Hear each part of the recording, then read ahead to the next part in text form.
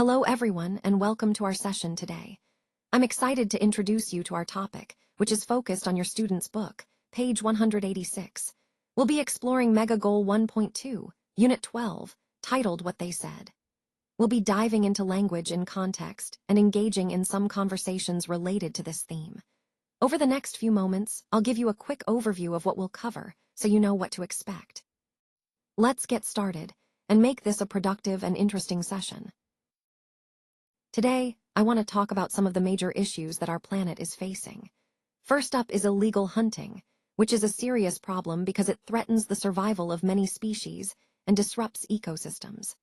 Next, we have global warming, a challenge caused by increased greenhouse gases that leads to rising temperatures and climate change.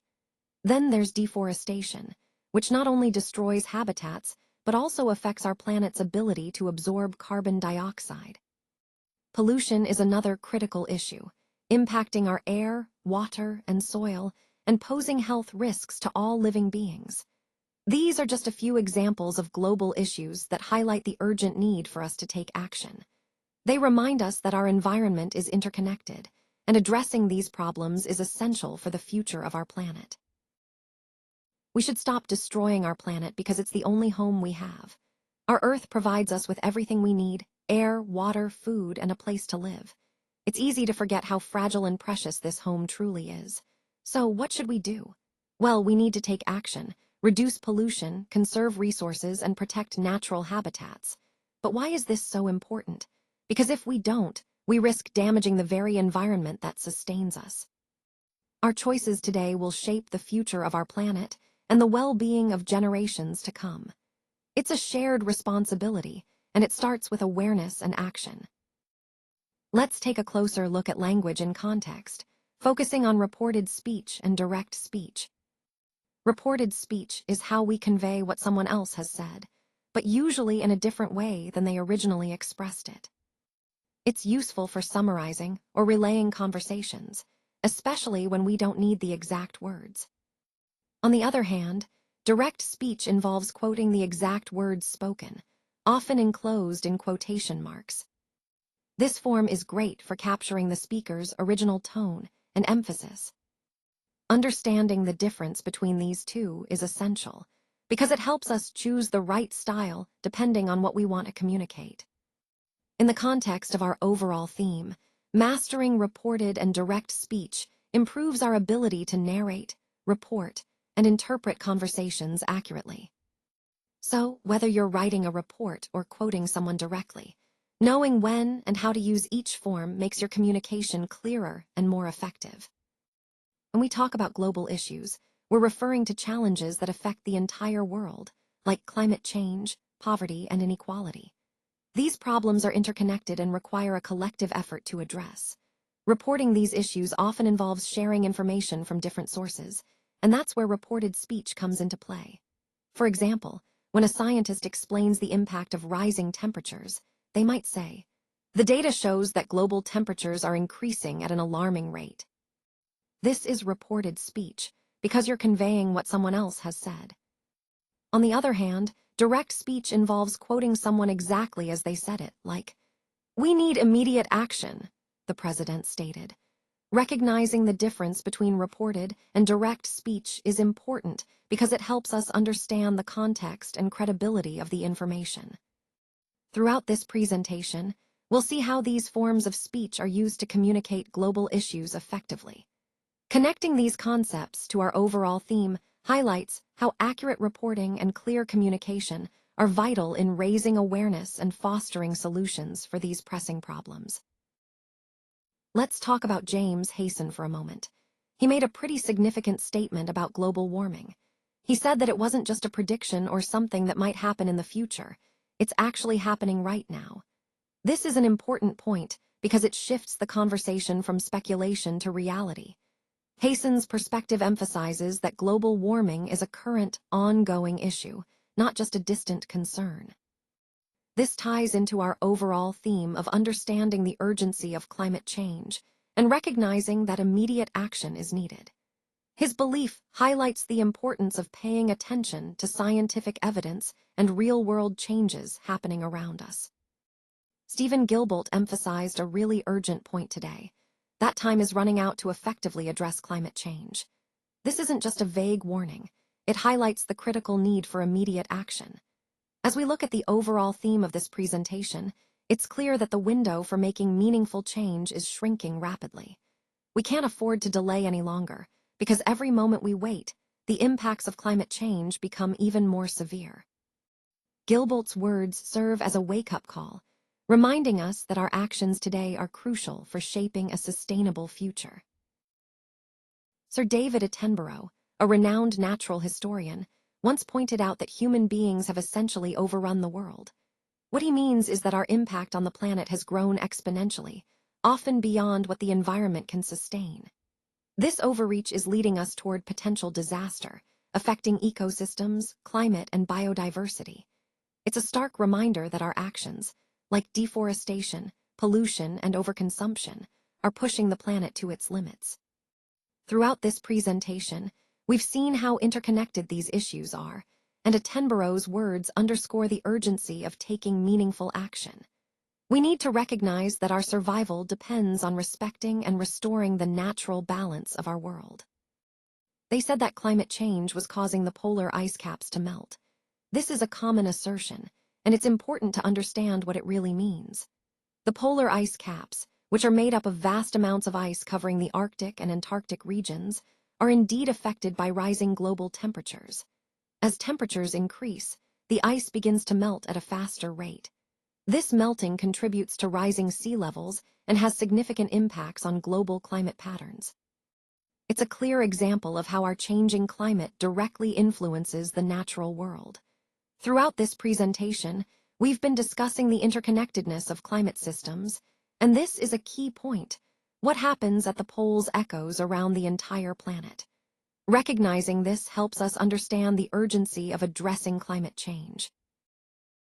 They reported that millions of people were suffering from hunger. This highlights the scale of the issue we're discussing today. It's not just a small problem. It's a widespread crisis affecting many lives around the world. When we talk about hunger on such a large scale, it reminds us of the urgency to find solutions. This statistic underscores the importance of our overall theme, which is addressing global food insecurity. Understanding the magnitude helps us appreciate why collective efforts are so critical. So, as we move forward, keep in mind that behind these numbers are real people facing real challenges. They stated that air pollution was a major threat to our health. This highlights how critical it is for us to pay attention to the quality of the air we breathe daily. Air pollution doesn't just affect the environment. It has direct and serious impacts on our well-being, contributing to respiratory issues, heart problems, and other health complications.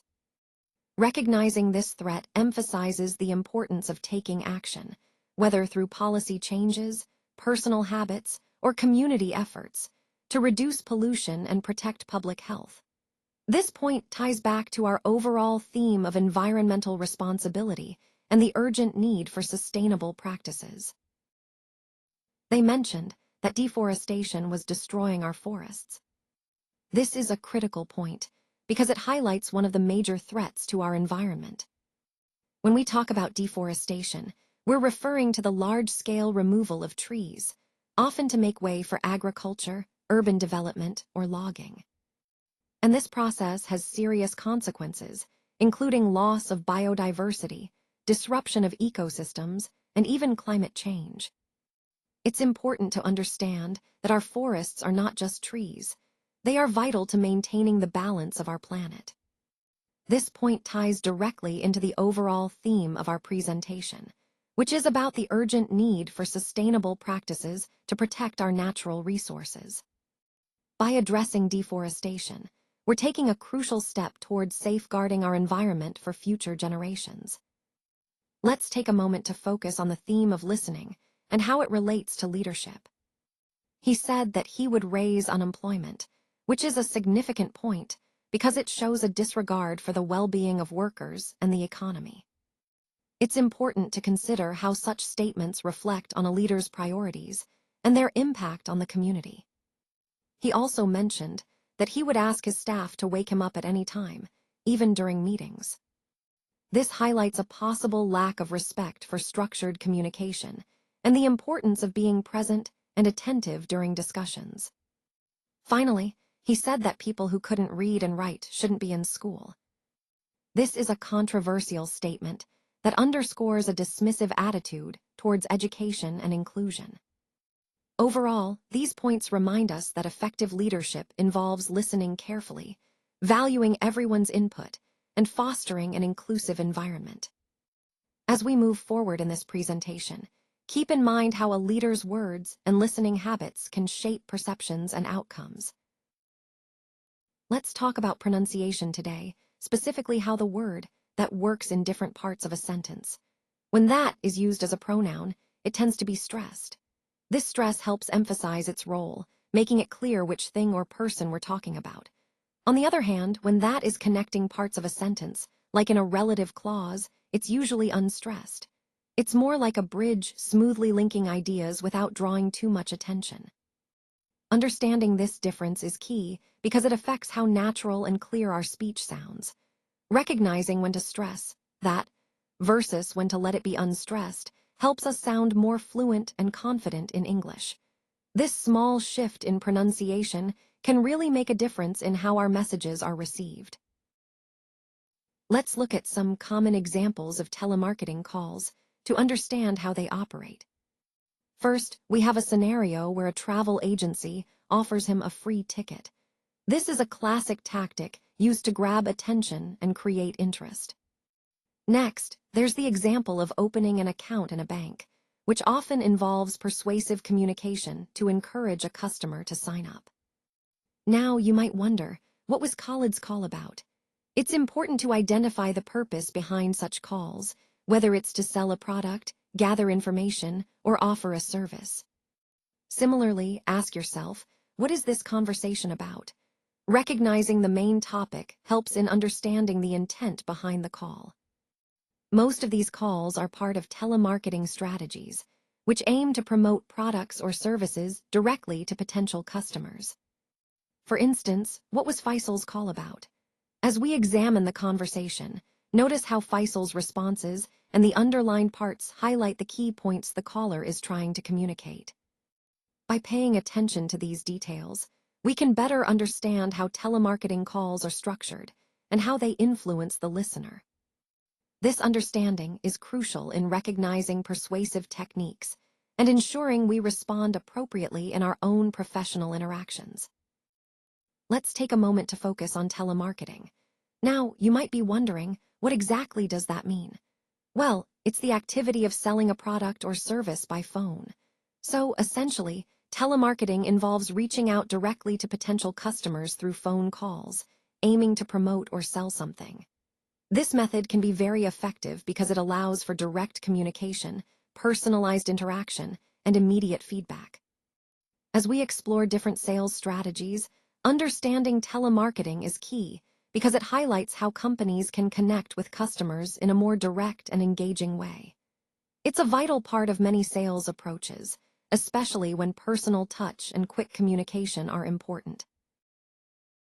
So on this slide, we're looking at the word nuisance. Now, a nuisance is something that causes a lot of annoyance or frustration. It's that little thing that keeps bothering you, making your day more difficult than it needs to be. Think of it as an ongoing annoyance that disrupts your peace or comfort. The key idea here is that a nuisance isn't just a minor inconvenience, it's something quite bothersome. When we talk about nuisances, we're often referring to situations, objects, or even people that create a persistent or irritating problem. Recognizing nuisances is important because, in many cases, addressing them can improve our environment and overall well-being. So remember, a nuisance is essentially something that is very annoying and can impact our daily lives, which ties into the broader theme of understanding and managing different types of challenges we face. All right, let's take a closer look at this word, persuade. So what does it really mean? Well, to persuade is to try to get someone to do something. It's about convincing them, making a case, or influencing their decision. When we persuade, we're not just asking or telling, we're using words and ideas to help someone see why something is beneficial or important. This is a key part of communication, especially when we want to inspire action or change opinions. Remember, persuasion connects directly to the overall theme of effective communication and leadership. It's about influencing others in a positive way to achieve goals. So when we look at the word elsewhere, we're essentially talking about a different place or a location that isn't the one we're currently in. It's a way of referring to somewhere else, maybe a different city, country, or even a different part of the world. The key point here is that elsewhere helps us express the idea of an alternative or a place beyond our current context. This concept is important because in many situations, whether we're discussing ideas, events, or options, understanding that something can happen or be found elsewhere broadens our perspective. It reminds us that not everything is limited to our immediate surroundings. There are other places with different circumstances, opportunities, or challenges. Connecting this to the overall theme of our presentation, recognizing the concept of elsewhere, encourages us to think globally, consider different viewpoints, and realize that solutions or insights might come from unexpected places. It's about expanding our horizon beyond what's right in front of us. So we're looking at the word pushy here. Find a word that means someone who is so determined to succeed that they come across as rude or overbearing. Basically, it's describing a person who is extremely insistent and maybe even a little aggressive in getting what they want. This kind of behavior often stems from a strong desire to achieve goals, but it can sometimes turn others off or make interactions uncomfortable. Recognizing this trait is important because, in our overall theme of communication and influence, understanding how persistence can be perceived as pushiness helps us find the right balance. Being assertive is good, but we need to be mindful of how our approach affects those around us. Now, let's look at some important words and their meanings. First up is telemarketing. This is the activity of selling a product or service by phone. It's a common method used by companies to reach potential customers directly. Next, we have pushy. This describes someone who is so determined to succeed that they might come across as rude or overly aggressive. It's important to be persistent, but not at the expense of being courteous. Then, there's elsewhere. This simply means somewhere else or some other place. It often comes up when talking about location or where things happen. Moving on, persuade means to try to get someone to do something, usually through reasoning or argument. It's a key skill in sales and communication. Lastly, nuisance refers to something that is very annoying or bothersome. Understanding these words helps us better grasp the challenges and strategies involved in sales and communication, which ties into our overall theme of effective interaction and persuasion. So what we're seeing here is a bit of back and forth between Called and Faisal, which highlights how people often question or dismiss certain ideas or claims. Called starts by saying, "Who says hoax?" implying that someone might be claiming something is a hoax. Faisal then responds with, "Who says," or anything like that, which shows skepticism or doubt about the validity of the claim. Later on, Called emphasizes, "Who says totally," reinforcing the idea that we should be cautious before accepting something as true. Faisal concludes with, "Who says really?" prompting us to think about the importance of verifying information rather than taking things at face value. Overall, this exchange underscores a critical concept. In our discussions and decision-making, it's essential to question claims and seek the truth rather than accepting rumors or false information blindly. It ties back to the broader theme of critical thinking and the importance of scrutinizing information before forming conclusions. This slide shows that humor can be simple and harmless, like a joke played on someone. It's important to remember that jokes like these are usually meant to be light-hearted and fun, without causing any real harm. We also see that words like totally, really, completely, and absolutely can be added to emphasize the strength or certainty of a statement. For example, you might say something is really funny or completely harmless to make your point clearer and more impactful. Understanding how to use these words helps us communicate more effectively, especially when we want to emphasize a feeling or a fact. In the context of humor, It's also about knowing how to balance the joke so it remains fun and doesn't cross into being hurtful. So, combining these ideas, you can create or understand jokes that are playful yet respectful. And you can use words like totally or absolutely to reinforce your message or the impact of your words. So, what did he actually say? Well, first off, he emphasized that they're not carrying gold or anything like that. This is an important point because it highlights what their priorities are. It's not about valuables or riches. Instead, what they're carrying must be something else, perhaps less obvious but more crucial to their mission. He repeated the phrase, "We're not carrying gold or anything like that," which suggests that there might have been some concern or suspicion about what they might be transporting. This repetition also underlines that their load isn't valuable in a traditional sense, which could be strategic for avoiding theft or suspicion. Understanding this helps us see that the focus is on what's not there. No gold, no valuables, meaning their purpose isn't driven by material wealth, but possibly by other factors like security, secrecy, or the nature of what they're actually transporting. This point ties back to the overall theme of the presentation, which is about understanding motives, strategies, and the importance of perception in such operations. It reminds us to look beyond the surface and pay attention to what's intentionally left out or downplayed in conversations and actions. So what did he actually say? Well, it's interesting because the phrase, "what did he say?" often makes us wonder about clarity or misunderstandings. It highlights the importance of communication and how easily messages can get lost or misinterpreted. Then we see the phrase, "but in the inn," which might seem incomplete, but it actually points to how context or the surrounding environment influences meaning. Sometimes, what's said isn't as straightforward as it seems, and understanding the nuances is key.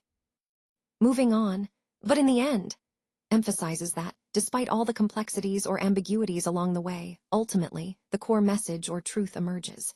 It reminds us that final outcomes or conclusions are what truly matter, even if the path there was convoluted. And finally, "in the end," underscores the importance of patience and perspective, knowing that, after all the back and forth, clarity often comes when we look at the bigger picture. Overall, this slide ties back to our main theme. Effective communication isn't just about the words we use, but about understanding context, nuances, and the eventual clarity that emerges. It's about seeing beyond the surface to grasp the full story. So what did he actually say? Well, he made it clear that this isn't a hoax. It's not something fake or fabricated. No, what he's describing is real, something that truly exists. You see, the repetition here emphasizes that point. It's not a joke, it's genuine. This distinction is crucial because in our line of work, or in our field of study, understanding what's real versus what's not can be a game changer. And that's exactly what we need to grasp. When we're analyzing claims or evidence, we have to be confident that we're dealing with something authentic, not just something that appears convincing but lacks substance. So, the core takeaway from this slide is about reaffirming the authenticity of the subject at hand. No hoax, just reality. So, what did he actually say?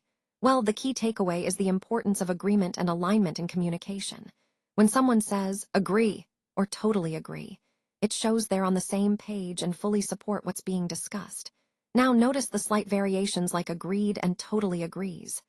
These might seem small, but they can reflect different levels of enthusiasm or certainty. And then we have "agreed" and "totally agreed," which reinforce this sense of full consensus. The main point here is that these expressions, while simple, are crucial in conveying agreement clearly and confidently. They help us build trust and ensure everyone is aligned on the message. Remember, in the bigger picture of effective communication, expressing agreement effectively fosters collaboration and understanding.